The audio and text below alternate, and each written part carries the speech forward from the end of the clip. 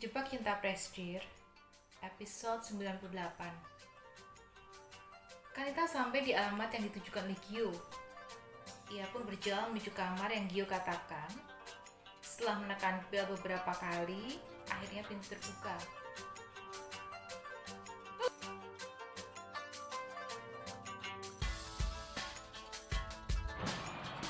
Minasan konnichiwa! Balik lagi sama aku, Adel Jabi. Kali ini kita akan ngebahas yang namanya pengisi suara atau seiyu. Nah, kalian pasti sering denger dong yang namanya web novel. Yang zaman sekarang tuh udah ada audio novel. Jadi kalian nggak perlu baca novel yang panjang, banyak tulisan bikin sakit di mata. Kalian cukup putar atau play dan kalian bisa dengerin novel itu sambil tiduran, sambil rebahan, dan itu seru banget. Nah, kali ini kita udah kedatangan tamu, salah satu pengisi web novel legendaris. Kalian siapa sih yang nggak kenal Terjebak Cinta Prestige? Kalian pasti tahu kan? Ini kita udah ada kedatangan tamu namanya Rahel Andrea dari Jakarta. Halo, apa kabar? Nah, lo tau nggak sih kalau suara lo tuh udah dengerin umat? Aduh. Dan banyak banget fans kamu yang sampai sekarang tuh masih penasaran kira-kira ini pengisi suara yang namanya Rahel Andrea tuh kayak gimana sih? Aduh, ini Naruto coplok nih. Kalau Naruto kan nggak apa-apa kan. Nah, pengisi suaranya tuh kan suaranya kalau kita dengerin tuh merdu, enak, cewek banget nih. Kira-kira kayak gimana sih wajahnya, gimana sih kayak apa sih? Pokoknya penasaran banget gitu ya, penasaran banget ya. Makanya kali ini aku undang dia di channel YouTube aku untuk kita ngobrol-ngobrol bareng seputar seiyu atau pengisi suara web novel. Hai semua, apa kabar? Nama gue Rahel Andrea. Ya, salam kenal ya. Mungkin kalian sering dengerin suara aku. Thank you udah mau denger suara aku. Terima kasih. Semoga kalian suka dengan suara aku. Ya, suara khas gue. Apa ya? Oh, ini biasanya opening, karena opening itu wajib dan harus selalu sama, nggak boleh beda, ada formatnya dari maratonnya. Jadi openingnya biasanya aku sebutin judul, terus episode berapa, dan kalau lebih lengkap lagi tuh nama pengisi suaranya siapa. Tapi biasanya aku cuma judul sama episode aja, kayak gini. Terjebak Cinta Prestige, episode 104, kayak gitu ya. Jadi suara khasnya gitu aja. Nah, oke, kita langsung aja ke pertanyaan pertama. Kira-kira Rahel Andrea ini lo tuh udah sejak kapan sih menjadi pengisi suara di web novel apa tadi judulnya? Terjebak Cinta Prestige. Kapan sih, ceritain dong? Kapan ya pertama kali? Belum lama juga sih sebenarnya. Cuman aku karena mungkin di rumah aja, jadi berasanya agak lama. Dari bulan Januari. Iya, sejak Januari. Sekarang sudah bulan Oktober mau habis ya. Berarti ya itu aja berapa bulan. Cukup lama sih karena WFH ya. Jadi tiap hari itu terasa banget lama. Oke, berarti lama banget ya udah berkarir sebagai pengisi suara. Nah, kita tuh penasaran banget nih. Kira-kira ada untuk jadi pengisi suara nih, apakah ada seleksinya? Apakah tiba-tiba lo tuh dipilih kayak tara? Ya ada seleksinya pastinya, kan namanya juga kerja. Kalau kerja pastinya kita akan dapat seleksi dulu. Nah, mungkin tiba-tiba kamu ini enggak kan, mereka juga pastinya enggak kenal kita awalnya Gitu atau gimana? Ceritain dong gimana dulu bisa sampai jadi pengisi suara. di dalam lomba, terus aku ikut itu disodorin beberapa naskahnya berupa chapter gitu, chapter dari novel dari berbagai genre, kan ada yang romance, ada yang thriller, ada yang macam-macam. Nah, kebetulan waktu itu aku dapet 5, dari 5 itu salah satunya yang oke menurut mereka adalah yang romance. Jadi begitu dapet romance itu, sebulan kemudian setelah itu kayak ada pengumuman. Nah, begitu diumumin itu, tapi aku nggak dapet yang logik ya, dapetnya yang emosional. Novelnya emosional, maksudnya yang lebih memainkan emosi pembacanya, dan kebetulan tokoh utamanya cewek. Mungkin karena aku cewek jadi pasti ngisi suaranya akan lebih baik kalau mainnya itu cewek. Itu sih. Nah setelah itu begitu diumumin, kemudian mereka seleksi lagi jadi double official sama double regular. Kalau double official itu biasanya mereka lebih sedikit jumlahnya karena nggak semua buku bisa dijadikan bisa dijadikan audiobook ya. Kalau double official harus benar-benar yang suaranya bagus banget, yang perfect gitu. Kalau aku masih tahap belajar jadi masih double reguler namanya gitu. Oh berarti tetap ada tahapan-tahapan seleksi gitu ya, nggak langsung karena suara lo merdu langsung dipilih gitu, enggak ya, jadi memang harus step by step gitu kan ya. Oke, next pertanyaan. Nah ini tuh paling penasaran banget, apakah dalam mengisi suara dalam proses rekaman, recording itu apakah lo ada persiapan, kira-kira apakah lo harus mandi kembang 7 rupa atau gimana, ceritain dong persiapannya apa? Persiapan ya ada dong, masa gak ada persiapan? Namanya juga kerja juga pasti ada persiapannya, tapi mungkin nggak seribet kalau kita dubbing ke studionya ya. Jadi persiapannya lebih simple. Artinya pertama-tama aku baca dulu naskahnya, chapternya yang mau aku dubbing nih chapter berapa. Misalkan sekarang aku kan udah di chapter 97, mau di dubbing ke chapter 98. Jadi aku baca dulu tuh satu chapter, terus coba dihayati dapetnya di mana, terus perasaannya tokoh utamanya tuh gimana. Kan nggak mungkin kalau tokoh utamanya sedih terus kita dubbing dengan suara bahagia ya. Jadi baca dulu, terus habis gitu dipahami, berusaha dapetin feel-nya, apakah sedih, apakah bahagia gitu. Terus kalau udah siapin aja nih suara, pastikan kalau suaranya ini bisa kedengeran bagus, nggak terlalu serak. Kalau lagi serak ya pastinya nggak mungkin. Tempat yang tenang itu kalau aku mungkin butuhnya lebih karena biar nggak terdistract ya, bukan karena bisingnya. Kalau bisingnya suara sekarang bisa diakali dengan headset, headphone, atau dari softwarenya sendiri, itu udah nggak terlalu bisa nangkep suara selain suara kita, selain suara utama, jadi udah lebih bagus. Nah setelah itu pastinya harus siap-siap juga capek, jadi persiapkan mental, karena kan kadang sekali rekaman itu nggak bisa langsung jadi, apalagi di awal-awal aku bikin itu bisa satu chapter aja bisa diulang 10 kali, kalau sekarang sih sudah 1-2 kali. Nah, jadi setelah direkam, siapin telinga. Jangan karena habis rekam kita capek, kita nggak didengerin dulu, terus baru setelah itu kita kirim. Itu pun setelah dikirim harus siap-siap nih, kalau sampai nggak diterima ya berarti kamu harus ulang lagi. Karena kan kadang ada beberapa faktor yang membuat rekaman itu nggak bagus. Kalau kurang bagus mungkin diulang. Oh gitu, jadi tetap persiapannya tetap harus kayak lo diulang-ulang dong kalau suara lo serak dan lain sebagainya ya. Oke, nah ini kita penasaran lagi nih, apakah ini tuh seperti kayak kalau kita tahu pengisi suara kartun atau anime itu kan datang ke studio. Nah kalau pengisi suara web novel gimana? Apakah juga datang ke studio atau work from home, WFH kayak gini kan? Apalagi ini kan lagi pandemi nih, semuanya pasti kerja di rumah dong. Kira-kira kalau pengisi suara tuh udah dari... Iya, WFH. Karena ini novel itu jauh lebih panjang daripada kartun atau komik. Dan editnya lebih mudah, jadi makanya kita WFH aja. Paling direkam sendiri, didengerin, kirim, nanti mereka akan putuskan apakah saya harus ulang atau tidak.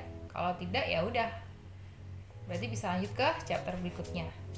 Tapi kalau harus ulang, biasanya mereka akan kasih feedback mana yang harus diulang, kenapa harus diulang, alasannya apa. Karena kan kita kadang namanya orang rekaman menurut kita udah oke, tapi ternyata menurut mereka itu masih kurang gitu ya.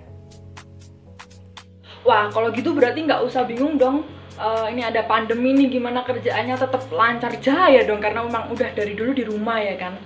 Oke, nah kita tuh penasaran juga nih, apakah dalam mengisi suara ini ada deadline-nya atau enggak? Deadline Pasti ada, semua pekerjaan ada deadline-nya ya.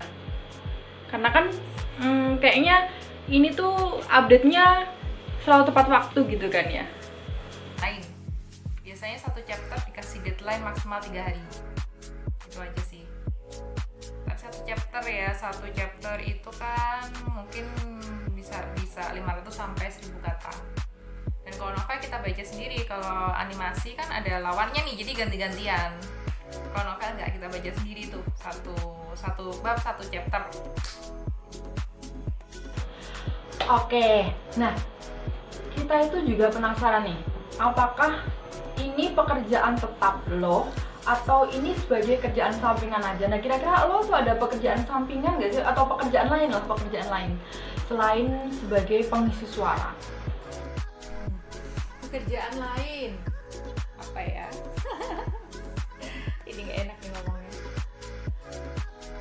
Ada sih kerjaan lain. Kebetulan selain dubber, aku juga penulis. Iya, aku nulis novel gitu sih. Dia pengen nulis komik ya, tapi susah gambarnya. Jadi aku nulis novel di beberapa platform daring atau online. Ya, kayak Manatun juga ada, di web novel ada, Hai Novel, Wiku.com. Pernah juga sih diterbitin secara luring atau secara kertas konvensional cetak gitu. Itu masih independen, indie, jadi pakainya nulisbuku.com. Cuman dari semua itu ya yang official tuh berarti yang dapat uang gitu, aku di Hai Novel. Di Hai Novel ini dibeli karyanya. Iya. Ya main-main lah ke novel, baca-baca. Hah? Jadi lo ini pengisi suara web novel juga sekaligus penulis novel? Ya ampun, menurut gue tuh kayak lo tuh kayak ini loh, jiwa seni lo tuh bener-bener mengalir deras di dalam diri lo ya. Oke, gitu. Jadi emang multi talent banget ya ini Rahel Andrea itu. Nggak cuman di satu sisi aja, tapi di satu sisi lain juga dia mengerjakan banyak hal. Wow, keren, salut. Ini salah satu generasi muda yang patut dicontoh. BTW, lo kok bisa kayak gitu? Makannya apaan sih? Kembang 7 rupa ya, yang aku pasti makan kembang 7 rupa, ya kan? Makan apa ya? Ya sama kayak manusia normal lah makan. Mau makan apa? Kita orang masa makan teman ya nggak mungkin lah ya. Sama kayak kalian semua gitu, makan nasi. Orang Indonesia makanya nasi, Indomie, lagi handbrake, normal. Ya makanya normal. Enggak ini sih ya. Emang kalau makannya kentang gitu berubah gitu ya? Sama aja. Karena aku dulu makan nasi terus makan kentang kayaknya juga nggak ada bedanya, sama aja sih. Cuman kebetulan aja mungkin selama ada kemauan ya itu bisa diterapkan apapun yang kamu inginkan gitu. Kan nggak mungkin kalau kita pengen jadi penulis tapi kitanya makannya kentang terus minumnya susu terus sehari 3 kali, tapi kita nggak ngapa-ngapain ya nggak jadi dong. Kalau mau jadi penulis ya kamu nulis, kalau mau jadi dubber ya kamu latihan, ikut lomba, kalau ada pekerjaan coba lamar gitu. Iya. Jadi tetap sama aja ya, kayak manusia biasa makan nasi juga ya, nggak makan batu atau makan rumput mungkin enggak ya. Oke. Nah, kita penasaran nih, hobi lo apaan sih? Apakah jangan-jangan sejak lo dari dalam kandungan tuh memang lo udah punya hobi yang sama? Apakah lo punya hobi yang malah bertolak belakang? Penasaran kan, kita semua tuh penasaran banget. Tuh ceritain dong hobi lo apa? Hobi harus banget nih dijawab, nggak boleh nggak. Malu sebenarnya mau ngomong hobinya apa. Harus banget dong dijawab. Soalnya hobiku tuh nggak ada hubungannya sama dubbing dan jadi penulis. Hobiku adalah shopping, habisin duit lah ya kata orang, di mall cari diskon gitu. Kadang di toko-toko online juga sering sih tapi yang paling sering di mall, jalan-jalan, mungkin mencoba sesuatu makanan yang baru gitu.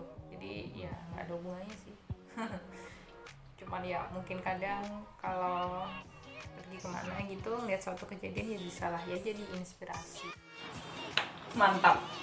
Kayaknya kita semua suka shopping deh, terutama cewek-cewek ini ya. Jadi kita normal ya.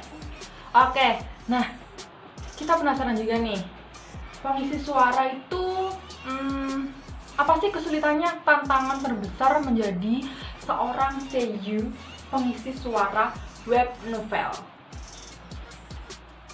Susahnya menjadi pengisi suara, susahnya tuh gini, gue pernah nih ngisi suara, terus ada yang komen kayak gini, lu plagiat ya. Padahal saya itu kan tidak plagiat, saya hanya membacakan cerita tersebut menjadi audiobook, tapi dikiranya saya plagiat. Kemudian sama pengarangnya dijelasin, oh bukan, ini bukan plagiat, tapi ini namanya audiobook, novel yang sudah dibacakan oleh seorang dubber. Dia masih nggak terima, enggak ini audiobook, plagiat nih, pengarangnya juga sama, nggak bisa kayak gini. Terus saya jelasin lagi, enggak, saya di sini hanya bertugas untuk membaca novel secara legal.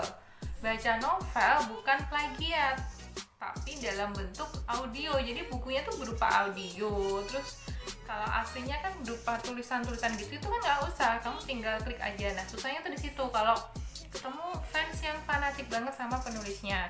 Jadi dasar kita tuh kayak seolah-olah adalah plagiat, padahal kita bukan plagiat, kita hanya melakukan apa yang sebenarnya harus kita lakukan gitu.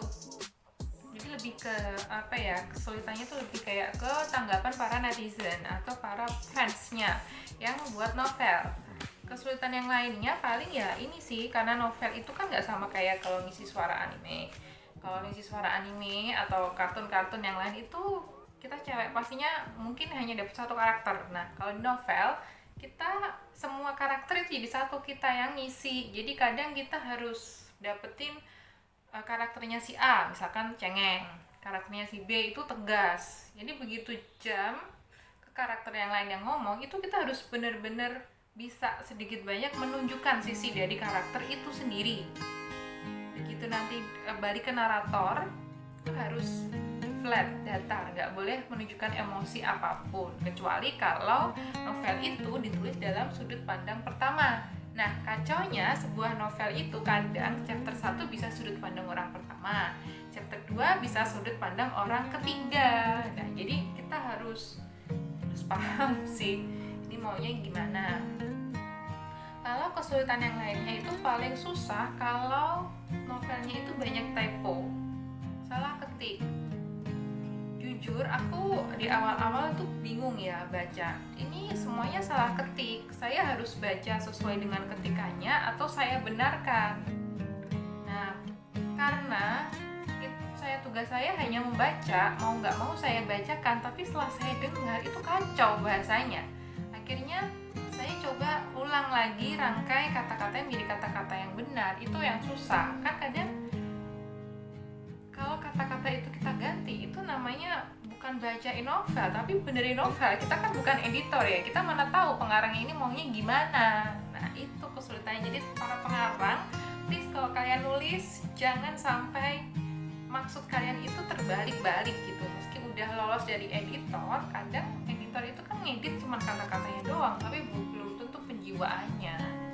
Itu sih susahnya kalau di aku. Oke, nah lo tau nggak? Ini gue punya cerita.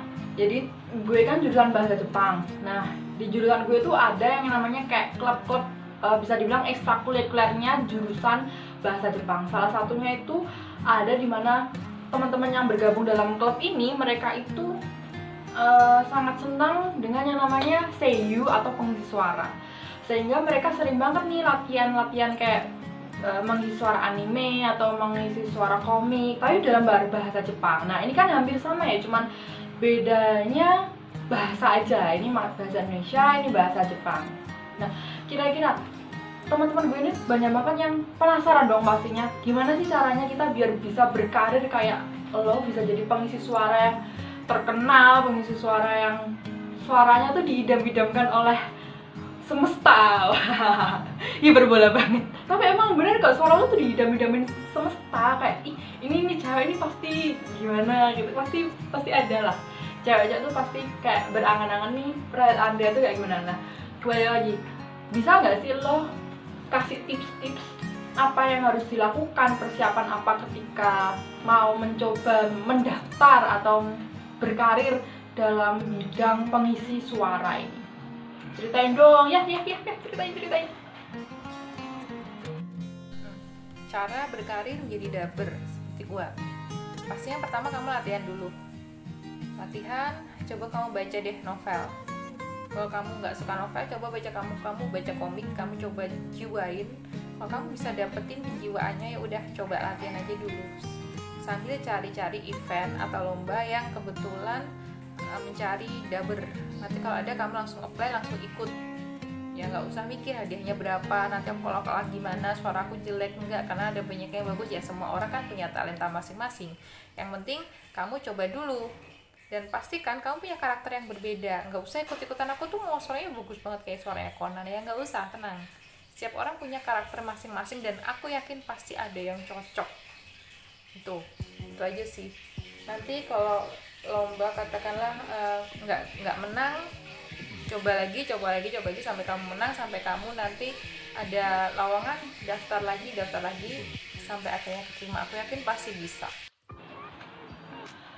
Oh gitu, oke. Jadi paling nggak kita harus sering-sering baca-baca kayak gitu. Terus mungkin latihan juga ini ya, latihan pernafasan, latihan vokal biar suaranya tuh merdu kayak gimana, suara serak tuh kayak gimana. Nah, kita juga penasaran lagi nih, karena ini kan lo fansnya banyak, bisa dong kalau lo itu sampein ke fans lo hai atau gimana gitu, menyapa fans lo biar oh iya ini dia nih yang gue idam-idamkan, biar mereka tuh bisa tidur gitu malam ya, biar gak berangan-angan gitu.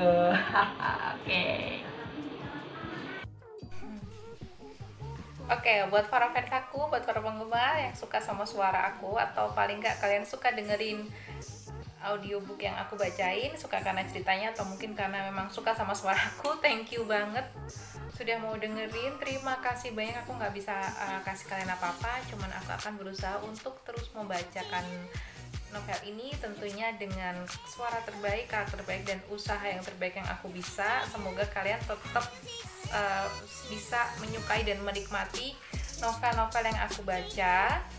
Terus untuk kalian yang kebetulan terinspirasi dan kepingin jadi seperti aku, tetap semangat ya. Terima kasih udah mengidolakan aku. Itu kayak sesuatu yang wow. Yang jujur aku pun sebenarnya nggak ngerti sih, karena namanya dubber itu kan nggak kelihatan. Dubber itu nggak kelihatan, orang juga nggak tahu kayak gimana. Terus itu siapa, kan biasanya kalau novel itu lebih ke pengarangnya walaupun itu audiobook. Cuman ya aku tahu sih ada beberapa juga yang bilang kakak suaranya bagus nih, aku suka denger audio yang kakak bacain gitu. Ya, thank you banget. Semoga apa yang jadi keinginan kalian, cita-cita kalian juga bisa terwujud gitu aja. Terima kasih. Nah, sekarang kita penasaran kayak gimana sih prosesnya seorang Rahel Andrea dalam mengisi suara. Ini dia cuplikannya. Terjebak Cinta Prestige, episode 98. Kanita sampai di alamat yang ditujukan oleh Gio. Ia pun berjalan menuju kamar yang Gio katakan. Setelah menekan bel beberapa kali, akhirnya pintu terbuka. Lo lama banget sih lo? Ucap Esa yang belum menyadari bahwa yang berada di hadapannya adalah Kanita. Kak Esa? Ucap Kanita terkejut. Kak, kamu? Jawab Esa tak kalah terkejutnya. Kakak, ngapain kesini? Tanya Kanita. Lah. Oke, makasih banget buat Kak Rahel Andrea. Ini seorang sosok yang fenomenal, yang nggak kelihatan tapi semua orang tahu. Dan kita penasaran karena sebenarnya kayak gimana sih Relandia. Dan tadi kita udah ngobrol-ngobrol bareng, kita udah tahu sisi lain dari seorang pengisi suara web novel.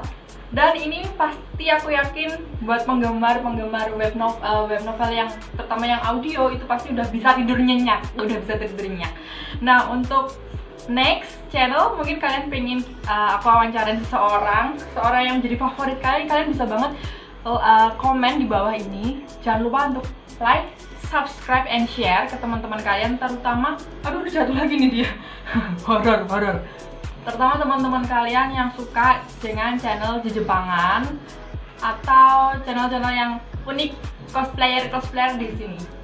Oke, makasih buat Rahel, sukses terus. Dan buat teman-teman